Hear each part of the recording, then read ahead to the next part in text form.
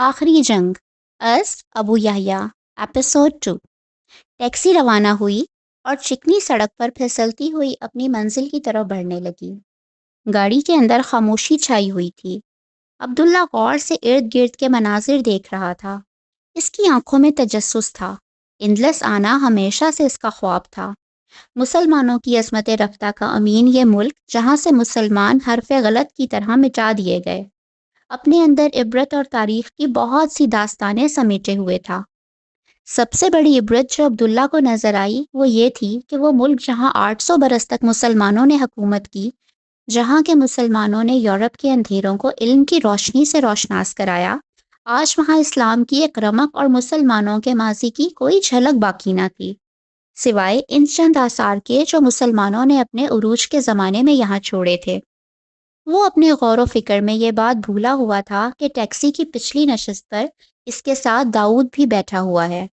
सुबह के सेशन के बाद अब्दुल्ला फारिग होकर लॉबी में आ गया, जहां इसे दाऊद मिल गया था। फिर एक टैक्सी लेकर वो अलहमरा की सिमत चल पड़े। दाऊद अल दाऊद अब्दुल्ला का इन्हमाक देखकर खामोश था। आखिरकार अब्दुल्ला ने खुद ही इससे सवाल किया, स्पेन में अब कितने मुसलमान हैं? तकरीबन 10 लाख के करीब हैं। 10 लाख? अब्दुल्ला के लहजे में हैरत ही हैरत थी। हाँ, मगर ये ज़्यादातर बाहर से बतौर महाजिर आने वाले मुसलमान हैं। कुछ नौ मुस्लिम भी हैं। इस्लाम ने यहाँ दोबारा जन्म लिया है। हाँ, हम पैदाइशी मुसलमान इस्लाम के कदरदान नहीं, मगर गैर मुस्लिमों में से कितने लोग हैं जिनकी प्यास सिवाय इस्लाम की फितरी तालीमात के कोई नहीं बुझा सकता। वैसे आपका ताल्लुक स्पेन से तो नहीं लगता। अब्दुल्ला का इशारा दाऊद की गोरी रंगत की तरफ था, जो सदियों तक अरब खून की आमेजिश से गंदुमी हो जाने वाली स्पेनी रंगत से काफ़ी मुख्तलिफ थी। मेरा ताल्लुक स्पेन से नहीं है। मैं बरतानवी शहरी हूँ। मेरे आबा व अजदाद का ताल्लुक स्पेन से था, ख़ास इसी जगह यानी गरनाता से। जब शाह फर्नांडेट और मलका अजबेला की मुश्तरका फ़ौजों ने गरनाता के आखिरी अमीर अब्दुल्ला को शिकस्त दी और गैर मसीही लोगों पर जुल्म सितम, इनके कत्लेआम, बिल जबर इनका मजहब तब्दील कराने और इनको देश से निकाल देने का अमल शुरू किया, तो मुसलमानों के साथ यहूद भी जद में आ गए। मेरे आबा व अजदाद भी जान और मजहब बचाकर यहाँ से बामुश्किल फरार हुए। अच्छा? अब्दुल्ला ने, जो खुद भी तारीख पर गहरी नज़र रखता था, सर हिलाते हुए कहा। दाऊद बोलता रहा, इस ज़माने के मशहूर अमीरुल बहर खैरुद्दीन बाबर बरोसा ने इनकी जान बचाई थी। अमीरुल बहर ने, जो उस्मानी सल्तनत के अजीम सुल्तान सुलेमान आली शान के बहरी बेड़े के सरदार थे, उन्होंने इंदलस से जान बचाकर निकलने वाले लोगों की बहुत मदद की थी। मेरे आबा व अजदाद भी मुसलमानों के एक गिरोह के साथ इनकी मदद से कुस्तुनतिनिया पहुंचे थे। फिर कई सदियों बाद वहां से बरतानिया चले गए, जबकि मेरे ख़ानदान के कई लोग अब यरूशलेम में रहते हैं। बहुत खूब, आपको तो अपने आबा व अजदाद की पूरी तारीख हस पर है। अब्दुल्ला ने हंसते हुए तबसरा किया। हाँ, यहूदियों को अपनी तारीख दुनिया की किसी भी दूसरी कौम से ज़्यादा याद रहती है। इसने इस इसी ने इनको आज के दिन तक जिंदा रखा हुआ है। नहीं, यहूदियों को अल्लाह ताला ने जिंदा रखा हुआ है, इसलिए नहीं कि इनको अपनी तारीख याद है, बल्कि इसलिए कि वो अपनी तारीख भूल चुके हैं। जिस रोज़ इनको अपनी तारीख याद आ गई, यहूदी दुनिया से ख़त्म हो जाएंगे। मैं आपका मतलब नहीं समझा। दाऊद के चेहरे पर सवालिया निशान था। शायद ये बात इतनी आसानी से समझाई नहीं जा सकती, इसलिए सरे दस्त इसे जाने दीजिए। ये फरमाइए कि आप यहाँ गरनाता कैसे तशरीफ़ लाए? अब्दुल्ला ने बात का रुख एक दूसरी सिमत मोड़ दिया। दरअसल मगरिबी कल्चर में सियाहत अब जिंदगी का लाजमी जुज़ है। हफ्ते में 5 दिन और साल में 11 महीने हम डट कर काम करते हैं। मगरिब ने ज़राती दौर के ख़ानदानी निज़ाम को तो अरसा हुआ खैराबाद कह दिया है, इसलिए किसी रिश्तेदार से मिलना तो होता नहीं। चुनाचे छुट्टियों का सबसे अच्छा मसरफ यही है कि हम कहीं ना कहीं घूमने निकल जाते हैं। आपने दुरुस्त कहा, मगरिब ने टूरिज्म को वाकई बहुत तरक्की दे दी है। हर जगह इतनी सहूलियात हैं कि कुछ हद नहीं।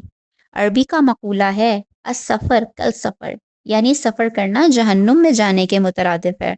मगर मगरिब ने हर पहलू से सफ़र को इतना बासहूलत बल्कि पुरतअय्युश बना दिया है कि अब ये एक मुकम्मल तफरीह में तब्दील हो गया है। میں تو اکثر یہ سوچتا ہوں کہ مغرب کا انسانیت پر سب سے بڑا احسان یہ ہے کہ اس نے آنے والی آخرت کی دنیا اور اس کی نعمتوں کا بھرپور تعارف ہم سے کرا دیا ہے۔ آج انسانی تاریخ میں یہ پہلی دفعہ ممکن ہوا ہے کہ ایک عام آدمی آنے والی اس جنت کا تصور کر سکے جو اللہ تعالیٰ اپنے بندوں کے لیے تیار کی ہے۔ جی، آپ درست کہتے ہیں، داؤد نے اس کی تائید کی۔ عبداللہ نے سلسلہ کلام جاری رکھا۔ آج ہم اپنی مرضی سے موسم کنٹرول کرتے ہیں۔ سخت سردی میں ہیٹر اور گیزر جیسی نعمتوں نے جاڑے کی اذیت کو راحت میں اور ایئر کنڈیشن نے گرمی کی مشقت کو خوشگوار ٹھنڈک میں بدل دیا ہے۔ ہزاروں میل کا اذیتناک سفر چند گھنٹوں کا آسان راستہ بن چکا ہے۔ دنیا کے ایک بر اعظم میں بیٹھ کر دوسرے بر اعظم میں موجود شخص سے رابطہ کرنا چٹکی بجانے جیسا کام ہو چکا ہے۔ ان جیسی ان گنت چیزوں نے جنت کا ابتدائی تعارف کرا دیا ہے۔ جنت اسی زندگی کی کامل ترین شکل ہوگی۔ عبداللہ دور جدید کی ان نعمتوں کو گنوا رہا تھا جن سے استفادہ تو سب لوگ کرتے ہیں مگر شکر کرنے کی بجائے غفلت میں رہتے ہیں۔ پھر بھی آج کا انسان خوش نہیں۔ اس کی بات پر داؤد نے پرتعصب لہجے میں انسانیت کا ایک المیہ بیان کر دیا۔ ہاں، وہ اس لیے خوش نہیں کہ انسان نے اس دنیا ہی کو منزل بنا لیا ہے، جنت کو مقصد زندگی کے طور پر فراموش کر دیا ہے۔ انسان اسی دنیا کو اپنی جنت بنانے کی جدوجہد میں لگ گیا ہے۔ یہاں جنت نہیں بن سکتی، اس لیے آخر میں مایوسی کے سوا کچھ ہاتھ نہیں آتا۔ عبداللہ نے بات ختم کی تو ایک لمحے کے لیے گاڑی میں خاموشی چھا گئی۔ عبداللہ نے کچھ دیر بعد اسی خاموشی کو ایک سوال سے توڑا۔ غرناطہ اور اسپین آنے کی وجہ یہی ہے کہ آپ کے آباء و اجداد کا تعلق یہاں سے تھا؟ ہاں، یہ سبب بھی ہے، لیکن زیادہ بڑا سبب یہ ہے کہ اسپین کے تاریخی مقامات کلچر کے لحاظ سے بہت اہم ہیں۔ الحمرا جہاں ہم جا رہے ہیں دنیا کا ایک اہم ترین تاریخی ورثہ ہے۔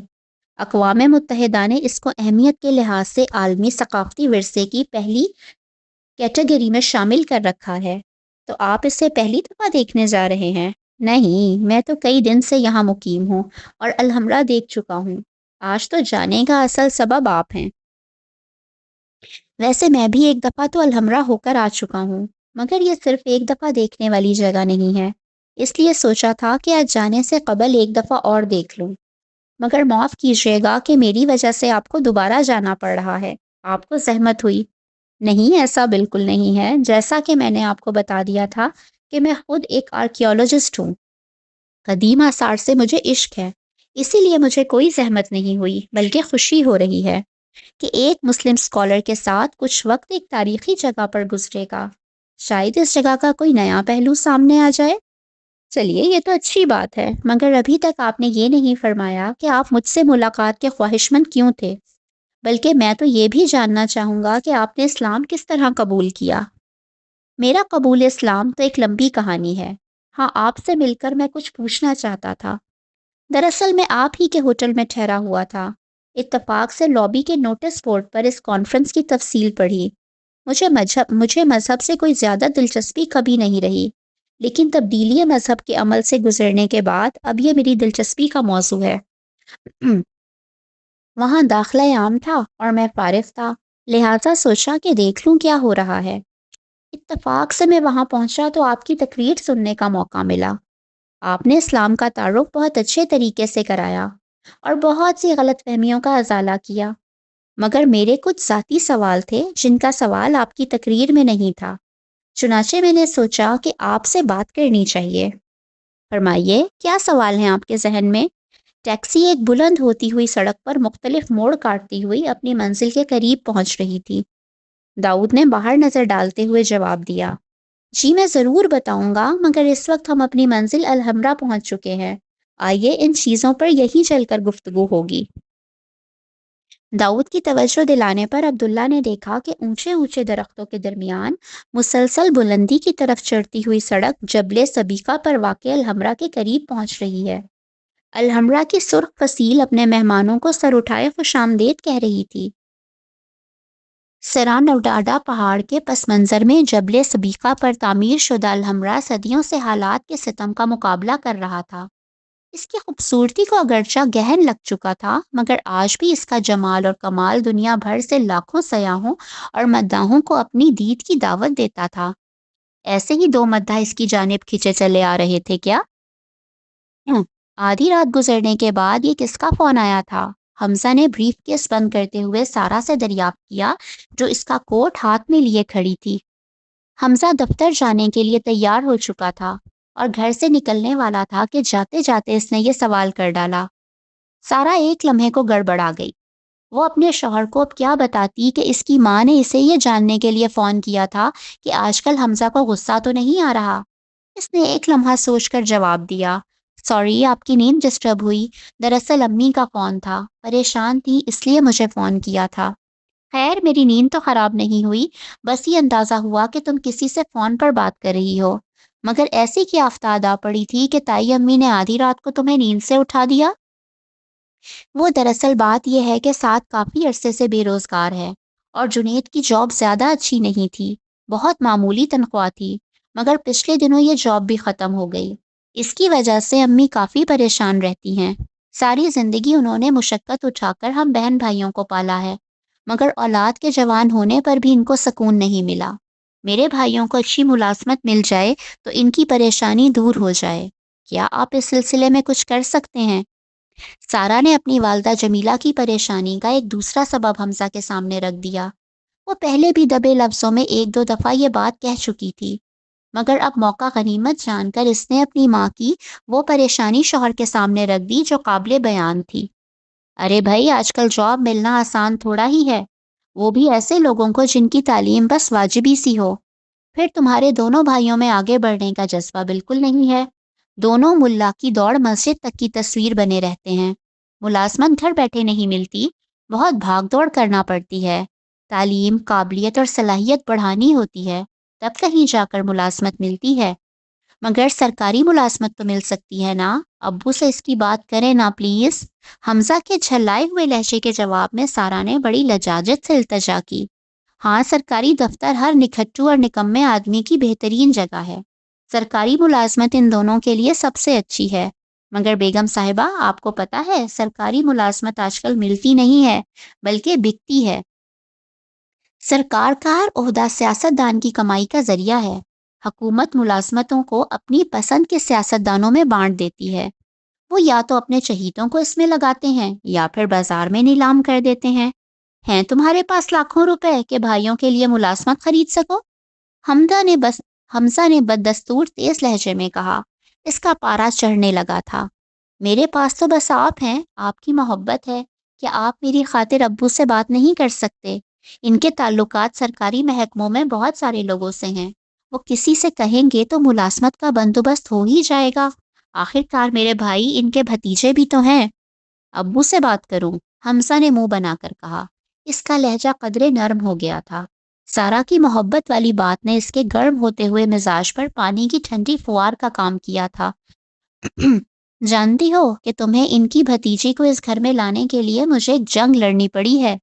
تمہیں تو وہ کسی نہ کسی طرح برداشت کر گئے، مگر اب میں ان سے تمہارے بھائیوں کی بات کروں گا تو ان کا پارا آسمان پر جا پہنچے گا۔ نہ بابا نہ، یہ مجھ سے نہ ہوگا۔ حمزہ نے اپنی مجبوری بیان کر دی۔ چلیں جیسے آپ کی مرضی، سارا نے یہ کہا، مگر اس کی آواز روحانسی ہو رہی تھی۔ اس نے سر جھکا کر وہ کوٹ حمزہ کی طرف بڑھا دیا جو بہت دیر سے وہ ہاتھوں میں لیے کھڑی تھی۔ حمزہ نے کوٹ پہنتے ہوئے خاموش کھڑی سارا کو غور سے دیکھا۔ اس کی بڑی بڑی سیاہ آنکھیں حمزہ کو بہت اچھی لگتی تھیں۔ ان آنکھوں میں اس وقت آنسوؤں کے قطرے جھلملا رہے تھے۔ اسے اپنی بیوی سے بہت محبت تھی، وہ کوئی غلط مطالبہ بھی نہیں کر رہی تھی۔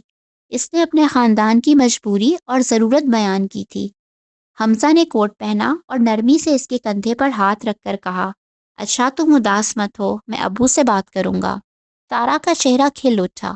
حمزہ نے بریف کیس اٹھایا اور کمرے سے باہر نکل گیا۔ نئے ماڈل کی لگژری گاڑی وسیع و عریض بنگلے سے نکلی۔ سیکیورٹی گارڈ نے دروازہ بند کیا اور گاڑی آگے بڑھتی چلی گئی۔ گاڑی کی پچھلی نشست پر حمزہ اپنے والد شفقت کے ہمراہ دراز تھا۔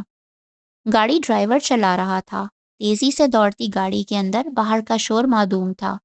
صرف تیزی سے ٹھنڈی ہوا پھینکتے ہوئے ایئر کنڈیشنرز کی آواز تھی، یا پھر ایئر فریشنر کی وہ خوشبو جس نے گاڑی کو اندرونی فضا کو معطر کر رکھا تھا۔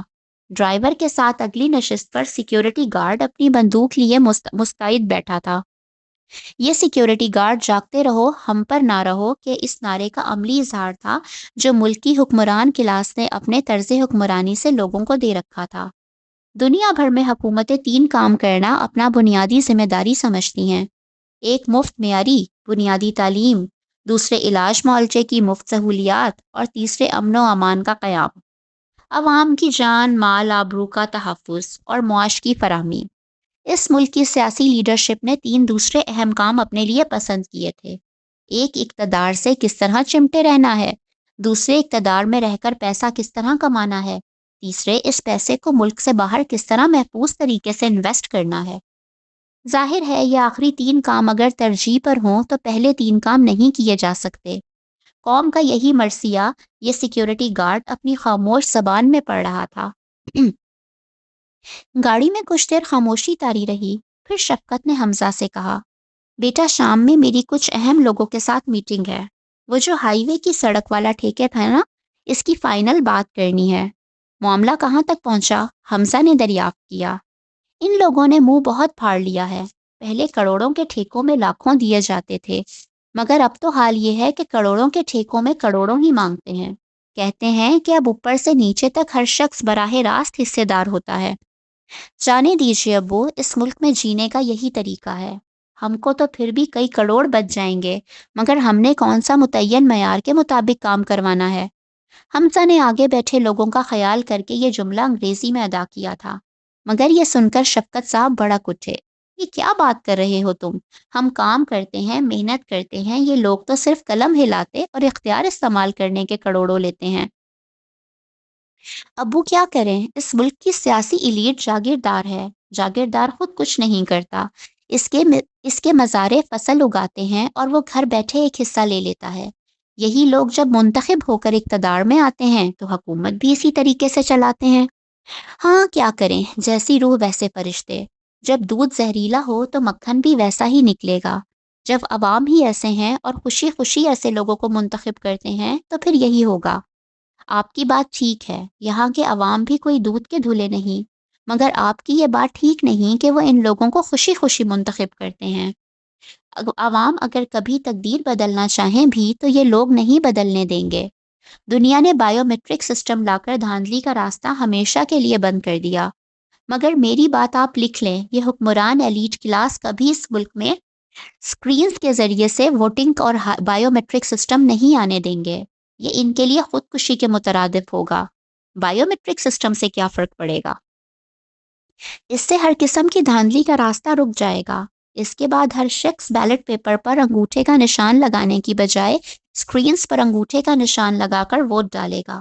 اگر یہ نشان اس کے شناختی کارڈ کے مطابق ہے تو ہی اس کا ووٹ ڈلے گا، جس کے بعد کوئی شخص نہ کسی دوسرے کی جگہ ووٹ ڈال سکے گا، نہ کسی شخص کے لیے ایک سے زیادہ ووٹ ڈالنا ممکن ہوگا، نہ جعلی ٹھپے لگیں گے، نہ طاقتور لوگ زبردستی منتخب ہوں گے۔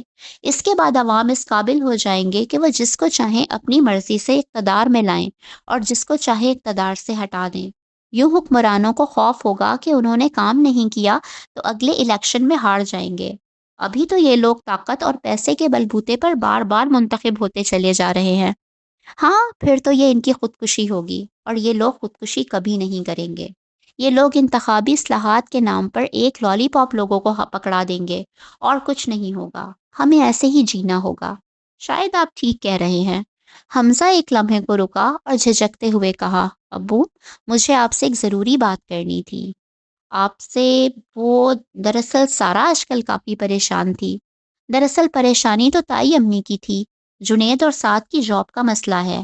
اگر آپ اسمبلی کے کسی ممبر، کسی سرکاری افسر سے بات کر لیں تو ان کے لیے کچھ ہو سکتا ہے۔ تمہارا دماغ خراب ہوا ہے؟ مجھے اور کوئی کام نہیں ہے کہ ان نکھٹو لڑکوں کی ملازمتوں کی بات کرتا پھروں؟ پہلے تمہاری وجہ سے ہمیں سارا کے معاملے میں ہاں کہنی پڑی۔ تمہاری ماں نے نہ جانے کتنے بڑے خاندانوں کی لڑکیاں دیکھ رکھی تھی، مگر تمہارے سر پر سارا کا بھوت سوار ہو گیا۔ میرا بھی دل پسیج کیا کہ چلو بھتیجی ہے، مگر اب تمہاری بات سن کر لگتا ہے کہ تمہاری ماں کا کہنا درست تھا۔ وہ اپنے ساتھ اپنے خاندان کے سارے مسائل اس گھر میں لے کر آئی ہے۔ شفقت ناراضگی کے عالم میں بول رہے تھے، اور ادھر ڈرائیور اور گارڈ کی موجودگی کا خیال کر کے حمزہ کا عالم یہ تھا کہ کاٹو تو بدن میں لہو نہیں۔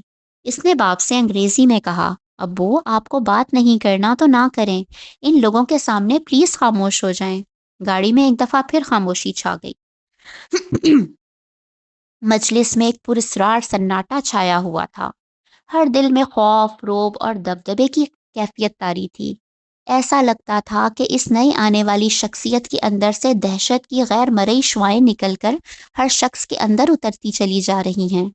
اس کا لباس بھی ایک سیاہ چوغا تھا، مگر اس کو دہشت کی علامت بنا دینے والی چیز اس کا سر اور چہرہ تھا، جو خوفناک حد تک عجیب تھا۔ سر اور چہرہ ایک دھاتی خول سے ڈھکا ہوا محسوس ہوتا تھا۔ سر پہ گویا موٹے موٹے نوکیلے کانٹے اگے ہوئے تھے، شاید یہ اس کا تاج تھا۔